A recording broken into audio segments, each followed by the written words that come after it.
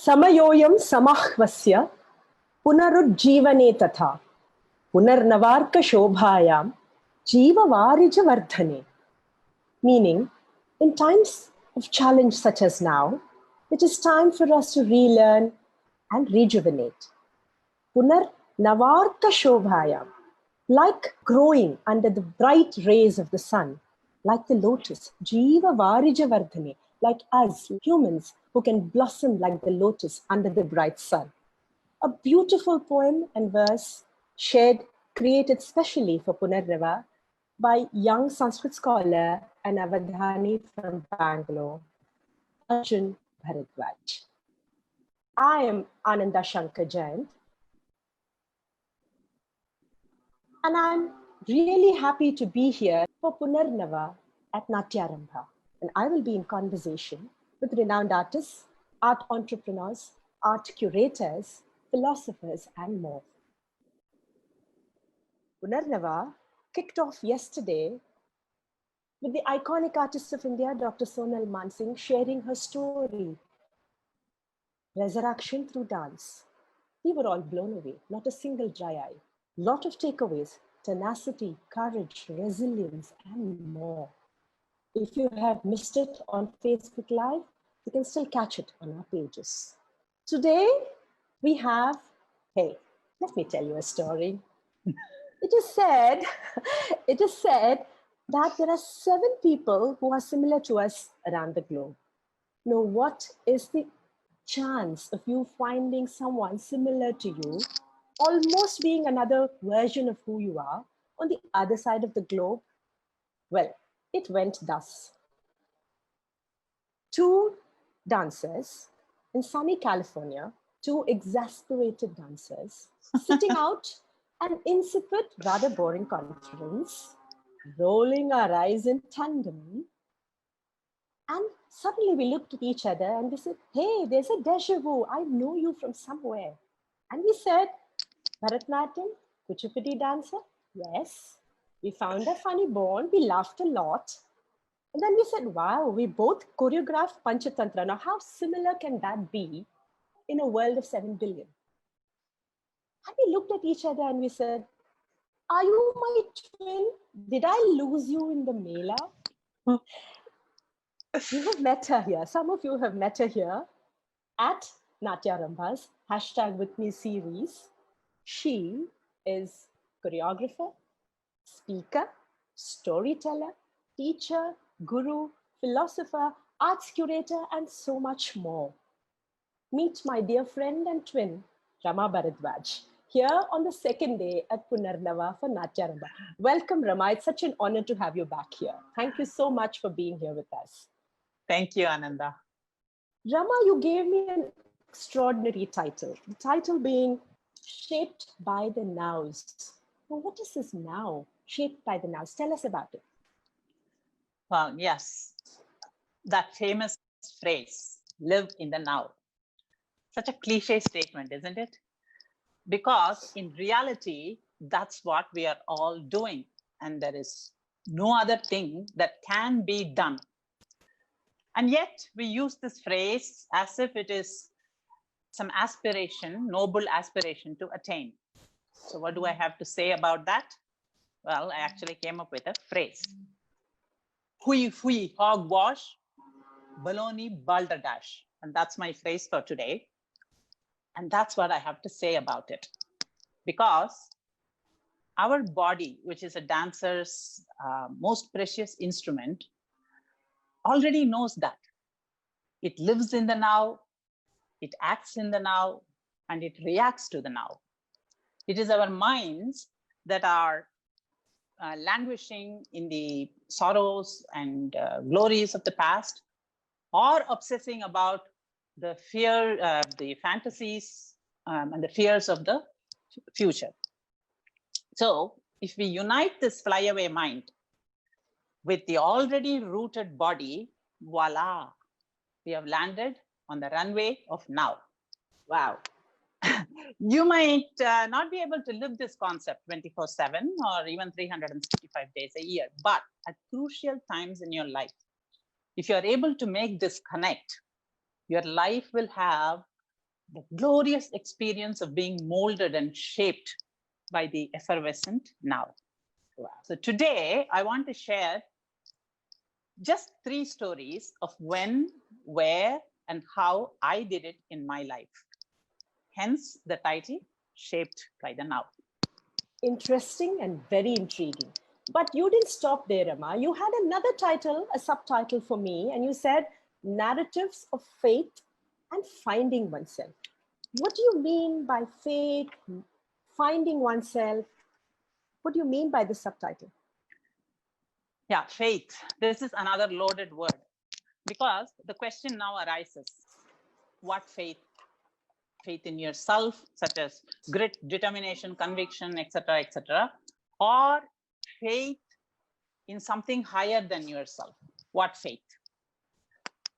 Here, I would like to share a phrase that explains this in simple terms, but in all its dimensions. And it comes from Swami Tejomayananda of the Chinmaya Mission. I call him Guruji. Hari Om Guruji. Hari Om. And this is his phrase. In the achievement of everything, there are 2 parts. One part is in our hands. We should make it happen. The other part is not in our hands, and we should allow it to happen. So when it is in your hands to make it happen, it is faith in yourself. And when it is not in your hands and when you have to allow it to happen, it is faith in something higher than yourself. And this helps to get you through times that appear to be like we are in a dark tunnel with no light at the end of the tunnel. Now, those who know me also know that I do not advocate something that I have not experienced myself in my life. So that's what this sharing is all about, stories of my experiences, because I am a living example of both these scenarios of making it happen and allowing it to happen. And both these aspects of faith have played a very important role in my life. And hence the subtitle, Narratives of Faith and Finding Oneself. Finding oneself. So when you say finding oneself, Ramaa, is it labels? Is it like I'm a dancer, singer, bureaucrat, technocrat, tennis player?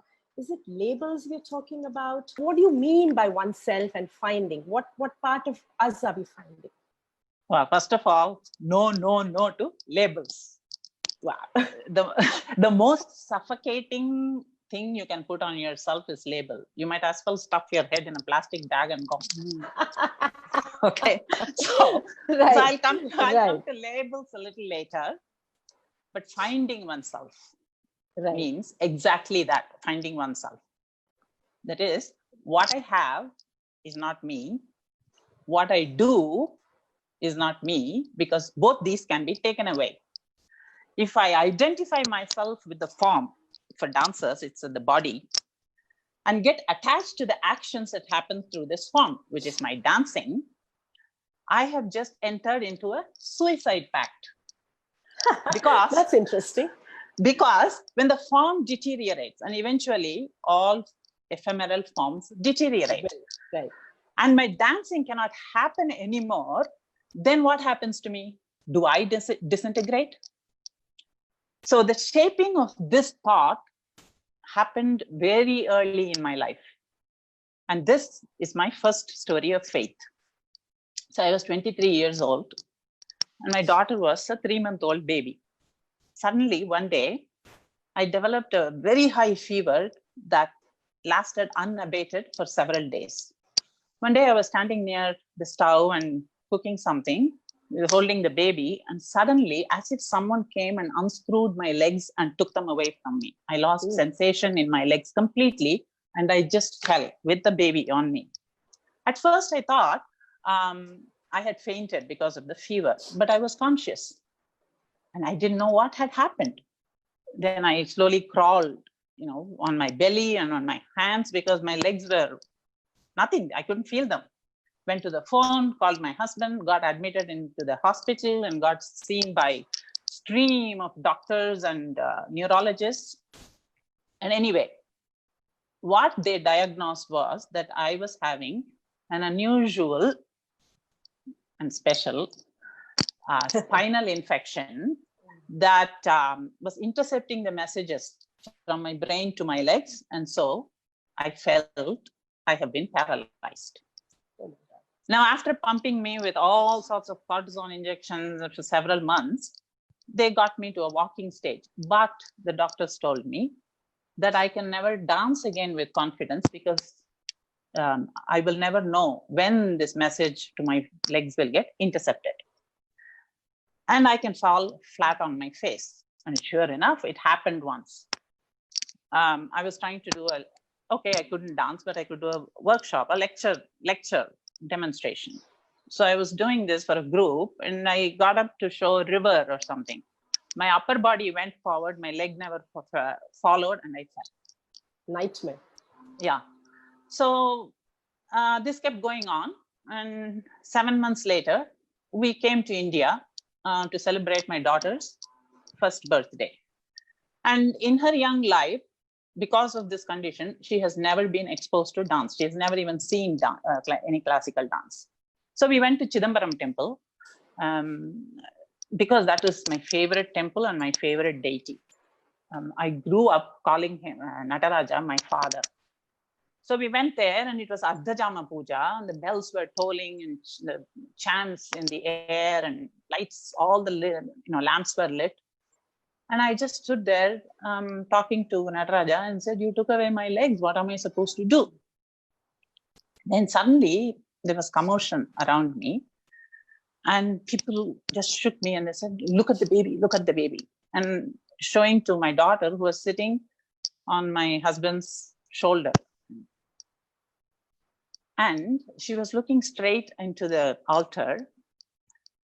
And 3 gestures that are very common in Bharatanatyam, Kataka, Mukha, Ripataka, and Alapadma.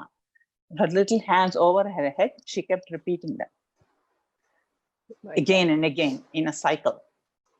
Wow. And people were, my father-in-law was amazed, everybody was amazed. I had no amazement, but I just looked back at Natarajan and I said, "Oh, so that is the answer. She is going to dance. That means I have to teach her. That means I will dance. Thank you. You have given me the answer." Then I returned back to Boston, which is where I was living at that time. And first thing I did was stop all the cortisone and all the medication. And I went to some natural therapy and like acupuncture and physical therapy to get strength back in my leg. And in 3 months, I gave my first concert in Boston. Amazing. Yeah. So when at that phase in my life, I learned 2 valuable lessons. One, I'm dancing because he has allowed me to, and he can just as easily disallow me. What he gives, he can take away.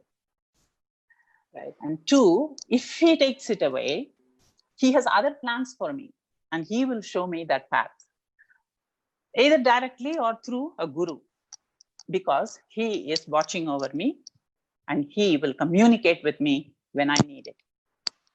So this is the incident that shaped my life to follow the path of faith.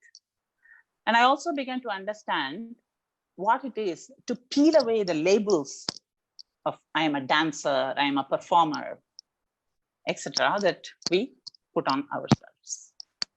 Something else came away from that conversation, that lovely memory of yours, experience of yours. It gave me goosebumps, literally. How many of us, I'm sure this happens to all of us, but how many of us allow it to happen? How many of us are willing to receive it? I think, these esoteric experiences, we should be open to receiving and experiencing it. Thank you. I think that is something that's one big takeaway that I want to tell everyone, that allow yourself to go inward and receive, receive. Yes. But coming back to the word labels, doesn't letting go of labels, make us adrift, make us jack of all trades, master of none kind of thing. We're always, I have always been, told this, that, hey, you do too many things. You're not a full-time dancer. You know what I mean? I'm sure it has been thrown to most of us. As dancers, we have intensive immersive training to be performers on stage from our childhood. We're performers. 95 to even 98%, we want to be on stage, and that's what we love to do. That's what we're trained to do. What more labels should we create around ourselves? What more can we do to become complete artists more than dancers? Well, I think for this, actually, I would like to address this answer to the young dancers who are living outside of India, because this label thing, because that's where I built my career very successfully. So when you put on this label of being a performer, what you're doing is you're defining as yourself as someone who presents your art form. But it is not enough if you present your art form, you also have to represent it. And by that, I don't mean just your cultural dance form or your country, but the dance and the art community in whole, in which you have been placed at that particular time. The now, that defines the now. Then you will earn respect for yourself, for your culture, your country, and what you do, your dance form. Now, this brings me to the second story of how I did it with faith in myself. 2003, there was a huge budget crisis in California, in the state of California. And the legislators were looking to slash the California Arts Council, the governmental funding agency for artists in the state of California, was the first on the butcher's block. Oops. And we had just 10 days. The news reached the arts community and everybody panicked. The only source, because the California Arts Council was the only source of substantial grants funding, and this was going to disappear. So I didn't know what to do. I've never been even to I've never been an activist in my life in the sense of, go to a rally or stand there. So I called Louis Siegel, who is the dance critic of Los Angeles Times. And I asked him, can you please do a story? Please help us do something. And he gave me the most wise answer. He said, you dancers, you're always whining. Huh? You do something. Sounds familiar. Yeah, you do something. And you give me something to write about. I won't write anything. Right. So then something clicked. If this crisis has to be averted, then I have to do something. And I had 10 days to do it. This faith in myself, and also the faith in the art community, that even though they won't individually do things, when you organize something for them, that they will come together. That faith that I had in the art community. And when I say art community, it's not just a dance, it's musicians, storytellers, theater people, the whole thing in state of California. So this led me to strategize, to create and lead a most powerful grassroots movement. And I mobilized the entire Californian arts community, and we created a humongous rally.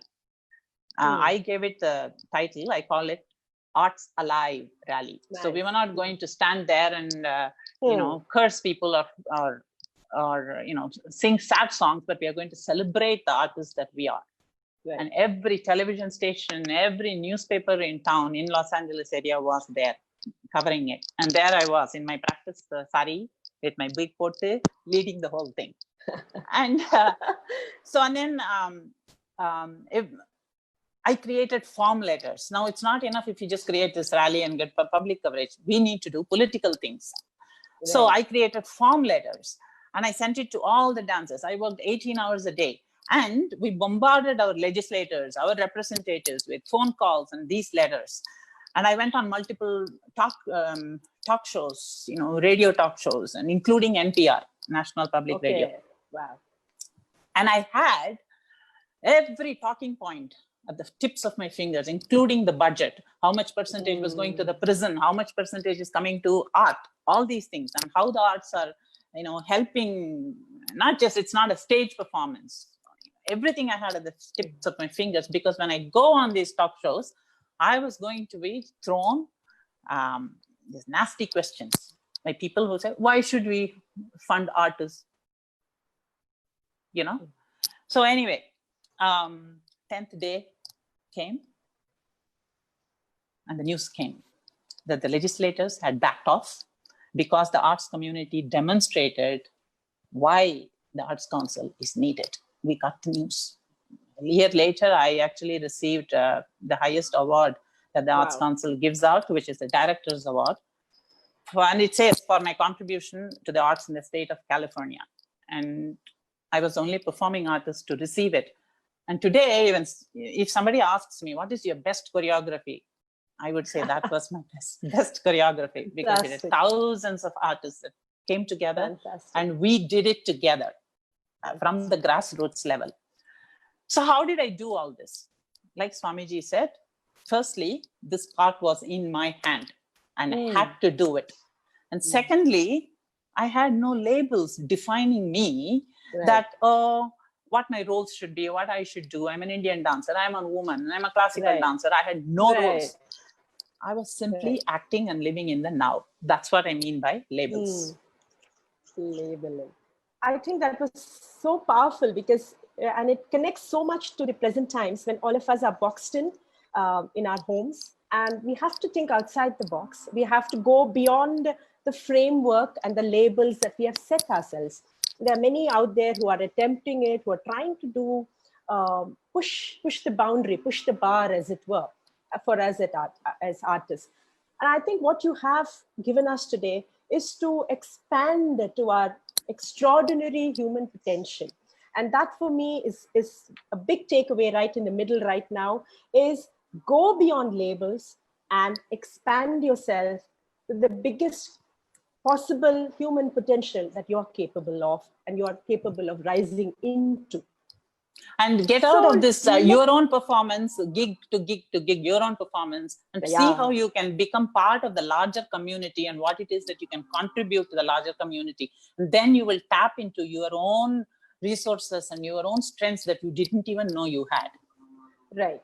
So you are not a votary of constant performance, right? So that's what you are saying, that you need to expand and add other aspects and expand as humans, not as an artist, of course, and as into your biggest human potential. Yes. So, so taking forward, I also know, Ramaa, that you were, let me get this, you were this outstanding choreographer, performer. You, as you said just now, the biggest award, biggest choreography, as you said, thousands of artists.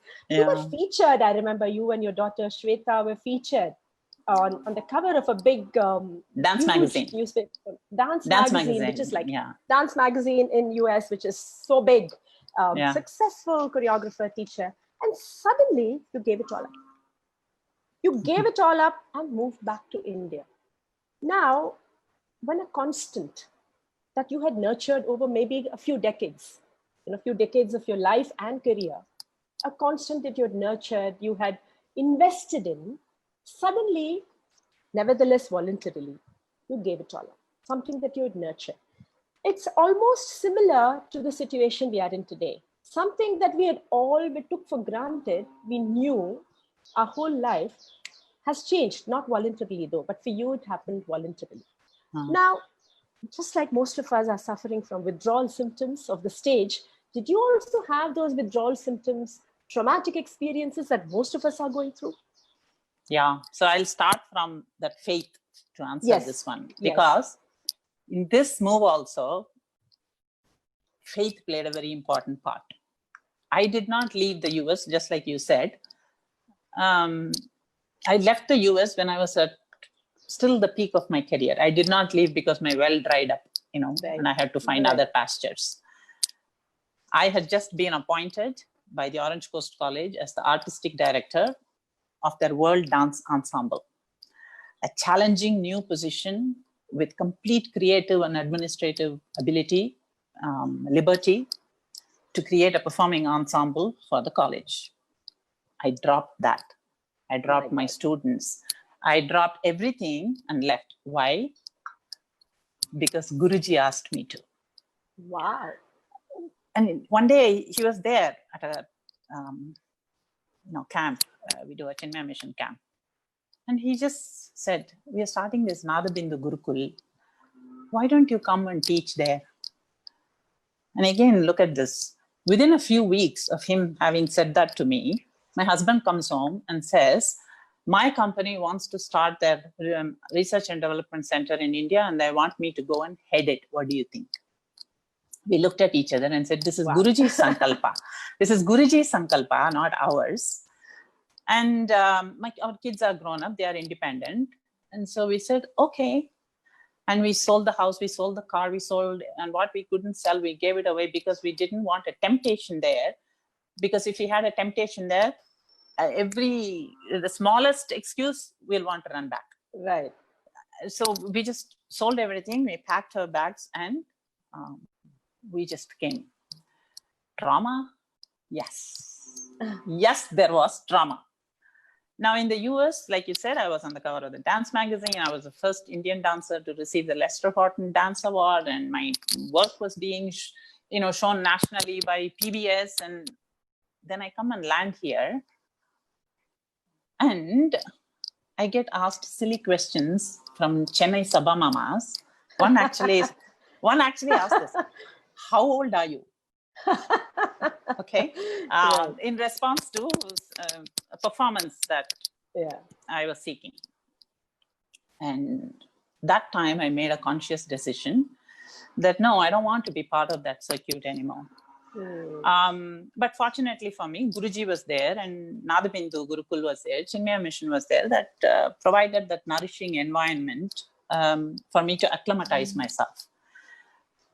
They didn't just throw me out to the lion's den, So you see that faith did not abandon me. Now today I don't teach much at the Gurukul, but I do direct and curate the dance part of the Nadabindu Festival, a residential performing arts festival that I co-founded in 2010.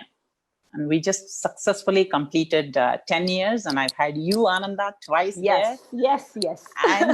And last year, you are our audience favorite, by the way. Oh, yes. Nadabindu has been an amazing space and time in terms of art that you have created, Ramaa. I think on behalf of all the artists, musicians, and dancers, I think I will thank you for creating something so beautiful. And it's been an honor for all of us to be performing in 2010, and I brought Simanandini, and recently with our Bull and Tiger. It was an amazing experience. So you actually you allowed, again, going back to you received impulses, you allowed it to happen, and you fell back on million other things of your training, of your knowledge, of your experience, to take it forward in different ways and expand in extraordinary ways. That's a great takeaway for all of us out there listening. So you created one new avatar or many new avatars? Did you have to train again? Did you have to recreate, relearn, unlearn? Because when you're so trained in one area, when you have to come to another, there's a lot of relearning and unlearning, I think we have to do. Did you need to do that to create a new avatars? Yeah, no, avatars happened not because I came here, landed here, and I said, oh my God, I got to do something. I got to learn something. Right. I have been preparing for this my entire life. Today, I have a new avatar, that of a folk storyteller. Everybody knows that now. But that seed of that creation was sown 13 years ago with a 13-minute rendition of a funny folk song that I had created. And last year, I found a video of it and I just posted it online. And the first email that I got was from our Anita. Okay. Who's speaking tomorrow? Yeah. She immediately wrote to me and she said, you're hilarious. You're just such a natural. You must do this at my Arangam Studio series. And I'm giving you an hour. Now, an hour? This piece was 13 minutes. There was nothing beyond that. I had no other material. This is it. But here again, faith played an important part for me. She had just seen that little bit. She had faith in me to say I can do a fun fest for an hour. So I said, if she has faith in me, why should I not have faith in myself? You know, so I did. So I said, I did so I told her, yes, I can do it. And then I started doing my research, and the amount of material and the knowledge that I learned was so humongous. And I said, I already have started it. All I have to do now is to create a new avatar out of this, a new avatar out of this. Right. So, and I had no labels restricting me anyway. I never said, I'm a dancer, I will do only dancing, nothing. And you were irreverent, naturally. Irreverent and humorous.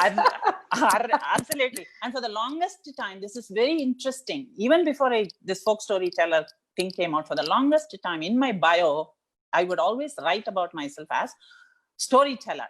Sometimes with movements, sometimes with words. This would be my writing. Right. So subconsciously, I knew what I was going to be. So I created a 70-minute work in my own signature style, new genre called Tarka Pat. Okay. So you see, when you replenish your pot, it will never go waste. But the replenishing has to happen throughout. Now, when I created the 13-minute folk song 13 years ago, if I had thought, oh my God, what am I doing? This is so irrelevant to my dance, and I should be doing another Padam or Javali or Tilana. Why am I doing this? If I had thought that, I wouldn't have this avatar. But at that time, I didn't look at it like that. I said, this is a spectacular way to explore humor, storytelling, music, theater, movement from an entirely different dimension. So I created it. And 13 years later, that has created this new avatar. Exactly. And one more thing. Yes, go ahead. Go ahead. You know, this thought came to me, and I want to finish with this, no effort or learning goes to waste. If not in this birth, it will be useful, handy in your next birth. How do we know that? Krishna says this to Arjuna in the Bhagavad Gita. And tatratam buddhi samyogam labhate paurvadehikam. Wow. It's come from there. It's come from it comes the Lord from himself. Yeah. And I think this is almost something similar that Dr. Sonal Mansingh ji also said yesterday, that your training and learning and your samskara, all the other things that happened around you are constantly awaiting you.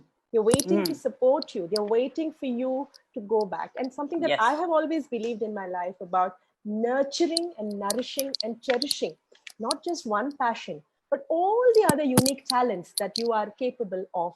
Again, going back to going beyond labels, expanding to our biggest human potential. Yes. So on that note, Ramaa, what is the advice that you will give all of us? Well, I call myself a student of life. So I don't think I'm capable of giving advice, but I will offer what I call contemplation stirrers. That's like cocktail stirrers. Contemplation stirrers. As yummy as cocktails, okay? Okay. Yeah. So, first, among young choreographers, there is this rush to do something original. However, that word originality is so wrongly understood as creating some never before seen newness. The truth is that there is nothing really new under the sun. That word actually means returning to the origins, receiving inspiration from our origins. So creativity and originality are not about innovating new things, but about linking ideas, experiences that you have already had and harmonizing them into a new avatar. This is my first contemplation started. Second, all our dancing lives, we are carefully choreographing our entries and exits on stage. There will come a time when we have to exit the public arena. Now, are we going to do it gracefully? Are we going to be dragged out kicking and screaming? So this we need to think about. Romanticizing, just crowning yourself and saying, oh, I'm a dancer and I should die a dancer on stage. is actually problematic because you're making proclamations about what is not in your control. Correct. And that is somewhat egotistical. And the third and the last one, in Sanskrit, there is a word for the dead. It is katavashesha, which means one of whom nothing is left except his story. Mm-hmm. So now you can't always script the story of your life, but you can script your reaction to what life offers you. So when you do it with faith, both in yourself and in a power higher than yourself, you can make both your professional and personal career creative, imaginative, and grand. And everything else is hui fui hogwash, baloney balderdash. And that's my last word on that. Okay, wonderful. I hope you've all taken away all these extraordinary contemplation stirrers. Take it back, lots of takeaway from them. Now, we will move on to the next section, which is called the Manodharma section. But for all of you out there, now's your time to send in your questions, because after the quick Manodharma section, Ramaa will take a few questions from you, couple of questions from you. Okay, so now we come to Manodharma. Manodharma is something that all we dancers are used to. When the musicians forget the line, when we want to do something extra, or when your gungurus fall off, or you have a wardrobe malfunction, all kinds of things. And that's when Manodharma, euphemistic way of covering up happens. But now I want you to do Manodharma, actually. A few questions which you can answer, please, quickly. How would you be if you were a dancer in the Instagram generation? Oh my God. Anything. How would I be? Or what kind of What would you be if you were a dancer in the Instagram generation? I wouldn't be on the Instagram. I don't like Instagram. Wonderful. A line someone told you that you would never forget. Nalanajan. He's this amazing man. I can talk about him for hours. But he told me, you are the Shastra. You are the one who creates the movement. The Natya Shastra gods might have created it, but you are the Shastra. So don't ever forget it. Wow. Another fantastic takeaway there. You are the Shastra. Don't forget it. You are the living Shastra. You're the living Shastra. You've also, often spoken of yoga, yama, niyama, and all that. So what is your lockdown asana? Lockdown asana? I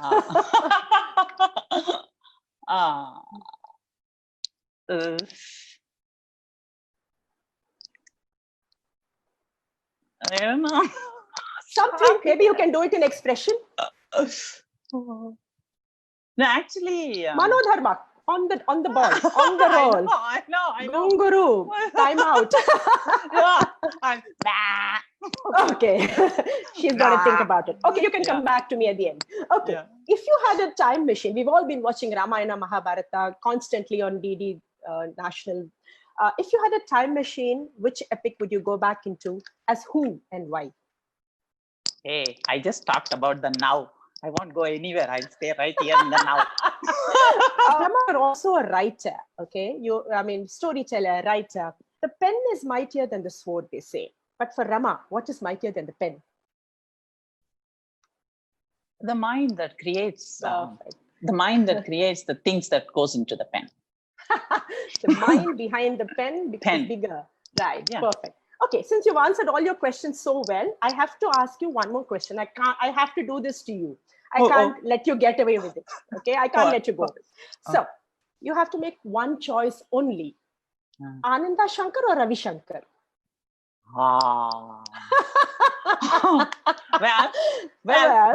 This stuff is easy because Ananda is in the now. So it is Ananda. No, I'm choosing Ravi Shankar because I know you love him a lot. So do we all. Yeah. Okay, Ramaa, the next session, part 2 of Manodharma, is about mood, metaphor, and mudra.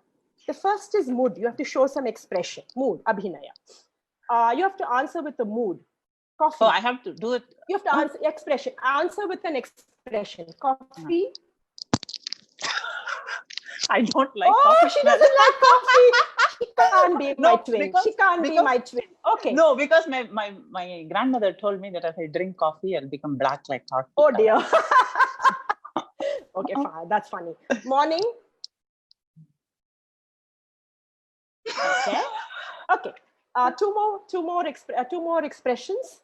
How will you show love on stage? On stage, love. On stage, everybody does that. I just show me something. For me, love is only towards my Guruji. Okay.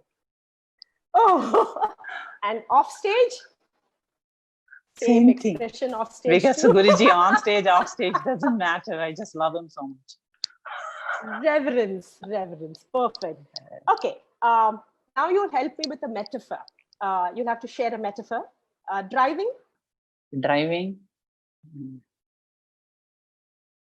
I'm so bad at this.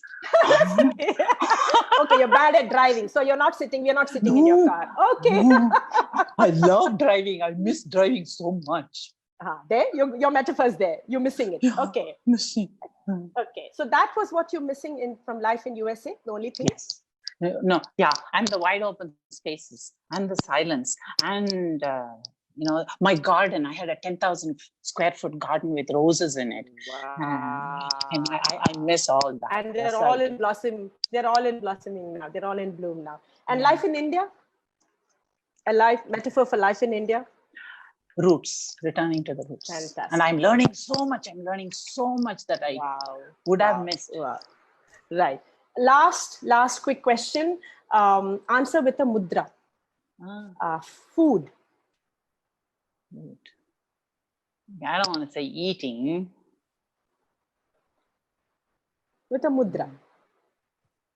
No, I will do the offering to the deity. Wow. Beautiful. A mudra for Facebook. You want that as a mudra? I like that mudra. I like it. Okay. A mudra for BC, life before Corona. Oh, freedom. And life during lockdown. Okay. Okay. Thank you so much for that Manodharma section. Now we move on to questions. I have two questions here. One is from Rajalakshmi Srinivasan, who is a senior Sanskrit scholar. And she says there are a number of Bharatanatyam schools in USA, and Indian parents patronize it quite well. But we hardly see non-Indian students coming up to learn our dance. So how can we change that? That is not true, actually. Okay. Because there are people, see what happens is when you have an Indian school and when you have this format of starting at the age of 5 and then doing Arangetram, and which is like a staple for most dancers, most dance teachers. So you see these dancers coming in. I personally was heading the dance department in 2 universities in the US. And I had no Indian students. All of them are non-Indians, and so I was teaching them there. And then there are people, I know dancers who have, non-Indian students. Maybe they're not as prolific because there is no, it's a cultural thing that you learn, and there's not a future in it in the sense of, earning from it. But it is happening as it needs to happen. Okay, one last question from a young dancer, Patruni Shastri. He says, this is a quick answer from you, Ramaa, please. On the point of dropping labels we put on as being dancers, as times are changing, dancers now have to be receptive to the diversity of all forms and build their own language as storytellers and performers. Yes, thank you. Yes, I agree with you. Yes. Okay. Okay. So that was Ramaa Bharadvaj for Punarnava on day 2 at Natyarambha. Thank you so much, my dear twin found in the Mela. No labels, make the ordinary extraordinary, expand to be the biggest, greatest human potential, and all the lovely advice that you've given us. We're all going to take it back, internalize, and rework on ourselves and become the people we were meant to be. Thank you so much. And I have one word for you. You represent the Sanskrit word for me. Uddhare dhatmanatmanam means I work to make myself grow. It's in my hands for me to make myself grow. Thank you so much. We are indeed so honored to have you back the second time at Natya Ramba, first with hashtag with me and now with us. Keep coming back, Ramaa, Bharadvaj. We all simply love you. We all simply love you so much. Thank you so much. Thank you very much. Thank you so much for being here. And I will conclude this session with this beautiful shloka by Arjun Bharadvaj, once again leaving you with that thought. Samayoyam samahpasya punarujjivane tata punarnavarka shobhayam jiva varijavardhane. Thank you so much. Thank you for being here. Namaskar.